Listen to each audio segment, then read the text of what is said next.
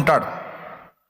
ఆ గురిని రీచ్ అవ్వడానికి, అదే గోల్ అంటారు కదా, నాకు కొన్ని గోల్స్ ఉన్నాయి బ్రదర్, ఆ గోల్స్ని రీచ్ అవ్వడానికి నేను కష్టపడుతున్నా అంటారు. అలా కొంతమందికి ఉన్న ఆ గోల్స్ని రీచ్ అవ్వడానికి ప్రయాసపడతా ఉంటారు. ఫర్ ఎగ్జాంపుల్, మీకు బిఆర్ అంబేద్కర్ గారి గురించి తెలుసు. బిఆర్ అంబేద్కర్ గారు మన రాజ్యాంగ రచయిత. ఆయన దళితులకు జరుగుతున్నటువంటి దుర్మార్గాన్ని చూశాడు, ప్రాక్టికల్గా అనుభవించాడు. ఎంతోమంది అంటరానితనాన్ని చూపించి వారికి చేస్తున్నటువంటి దుర్మార్గాన్ని నిరసించాడు, అల్లాడిపోయాడు.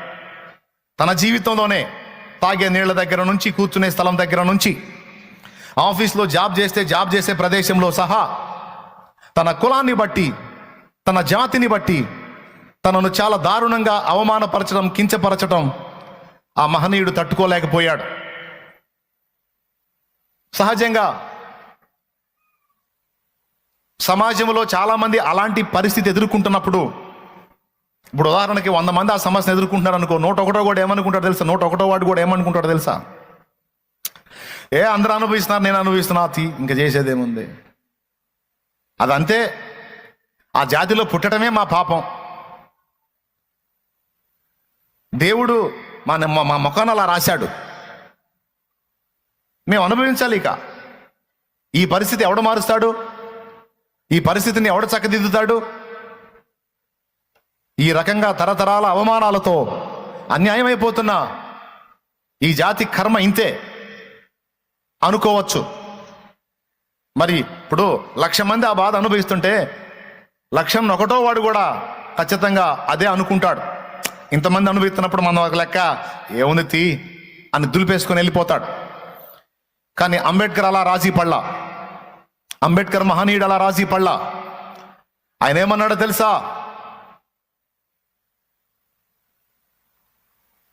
నా జాతి మొత్తం దీని విషయంలో ఆలోచన చేయకపోయినా నేనన్నా దీని గురించి ఆలోచన చేయాలి. ఈ అవమానాన్ని నేను తట్టుకోలేను, ఈ అన్యాయాన్ని నేను సహించలేను. నా బ్రతుకు మొత్తాన్ని పణంగా పెట్టైనా సరే, నా జీవితాన్ని అంకితం చేసైనా సరే, నా జాతికి ఈ అవమానాల పరిస్థితి నుంచి విముక్తి కలిగించాలి. దానికోసం ఎంత కష్టపడైనా సరే నేను సాధించాలి అని ఆ పసితనం నుండే దీక్షాబద్ధుడై నడుం కట్టి కష్టపడి చదవటం మొదలుపెట్టాడు. క్లాస్ రూమ్లో ఆయన కూర్చుంటే ఎవ్వడూ పరిష్కరించలేని ప్రశ్నలకు ఆయన సమాధానం చెప్పేవాడు. కానీ ఆయన మాత్రం లాస్ట్ కూర్చోవాలి. ఆయనకు దప్పిక అయితే మిగిలిన పిల్లలేమో వెళ్ళి గ్లాసు కుండలో ముంచుకొని తాగొచ్చు. కానీ ఆయనకు దప్పిక అయితే ఆయన కుండ దగ్గరకు దూరంగా వెళ్ళి నిలబడి నీళ్ళని చెప్పాలి. అప్పుడు కాడగంట ఉంటుంది, కాడగంట సాంబారు గంట అంటారు, ఐడియా ఉందా? ఏమో సాంబారు గంట. పాపం అందరి పిల్లల్లో ఆయన ఒక పిల్లోడు. ఎవరూ చెప్పలేని లెక్కలు ఆయన చెప్తాడు, ఎవరూ ఆన్సర్ ఇవ్వలేని ప్రశ్నలకు ఆయన ఆన్సర్ ఇస్తాడు. Class first. కానీ తాగే నీళ్లను కూడా ఆయన తాగనిలా.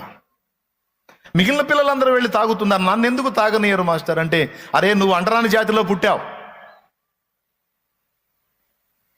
ఒకసారి వెళ్ళి ఆయన అలాగా తీసుకున్నందుకు సారు కొడతాడు. నీకు దప్పికైతే నన్ను అడగాలి, నేను వచ్చి పోస్తాను.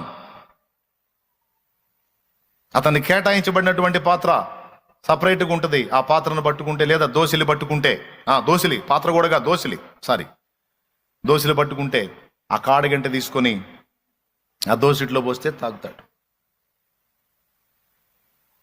పోయే దారిలో ఒక చోట మంచినీళ్ళు అవుతాయి ఆయనకి. మంచినీళ్ళు అయినప్పుడు ఒక బావి ఉంటుంది,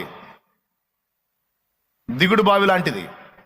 అందులోనికి వెళ్ళి తాగుతాడు. పాపం నీళ్లు తాగుతాడు. నీళ్లు తాగినందుకు ఆ బావి మలినమైపోయిందని అతన్ని కొట్టి, అంబేద్కర్ గారిని కొట్టి ఆ బావిని పరిశుద్ధపరచడానికి కొన్ని కార్యక్రమాలు చేస్తారు. ఎందుకు? దళితుడు నీళ్లు తాగాడని. అంటరాని వాడు ఆ నీళ్లు ముట్టాడు, నీళ్ళు అపవిత్రమైపోయినాయి అని. ఎంత దుర్మార్గమో చూడండి. ఇవన్నీ ఆయన హృదయాన్ని గాయపరిచినాయి. ఒక గురిని ఏర్పరచుకున్నాడు. నా జాతి అన్యాయం అయిపోతుంది, నా జాతిని ఉద్ధరించాలి, ఎట్లా చేయాలి. రాత్రింబగళ్ళు అదే తపన. పెద్దవాడయ్యాడు, పెళ్ళయింది, పిల్లలు, అయినా చదువు ఆపలా, చదువుతానే ఉన్నాడు. కొంతమంది కొన్ని విషయాల్లో దీక్ష బోనత